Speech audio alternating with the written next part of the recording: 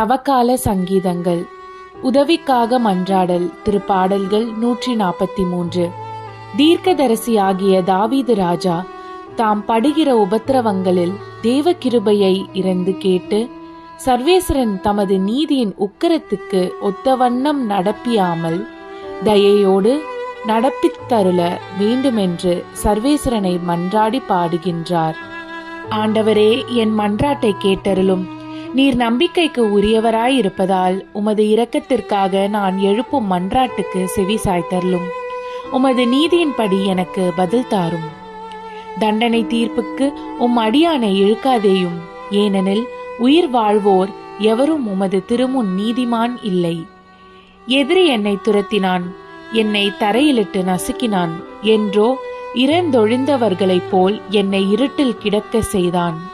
எனவே எனக்குள்ளே என் மனம் ஒடுங்கி போயிற்று, என் உள்ளம் எனக்குள் சோர்ந்து போயிற்று. பண்டைய நாள்களை நான் நினைத்து கொள்கிறேன்.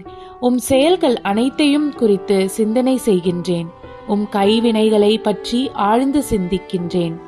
உம்மை நோக்கி என் கைகளை உயர்த்துகின்றேன். வறண்ட நிலம் நீருக்காக தவிப்பது போல் என் உயிர் உமக்காக தவிக்கின்றது. ஆண்டவரே, விரைவாக எனக்கு செவி சாய்த்தருளும். ஏனெனில் என் உள்ளம் உடைந்து விட்டது.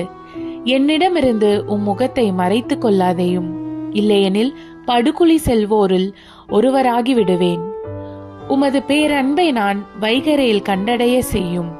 ஏனெனில் மீது நம்பிக்கை வைத்துள்ளேன். நான் நடக்க வேண்டிய அந்த வழியை எனக்கு காட்டியருளும்.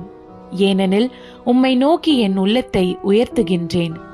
ஆண்டவரே, என் எதிரிகளிடமிருந்து என்னை விடுவித்தருளும். நான் உம்மிடம் தஞ்சம் புகுந்துள்ளேன். திருவுள்ளத்தை நிறைவேற்ற எனக்கு கற்பித்தருளும். ஏனெனில் நீரே என் கடவுள். உமது நலமிக ஆவி என்னை செம்மையான வழியில் நடத்துவதாக. ஆண்டவரே, உமது பெயரின் பொருட்டு என் உயிரை காத்தருளும். உமது நீதியின் பொருட்டு என்னை நெருக்கடியினின்று விடுவித்தருளும்.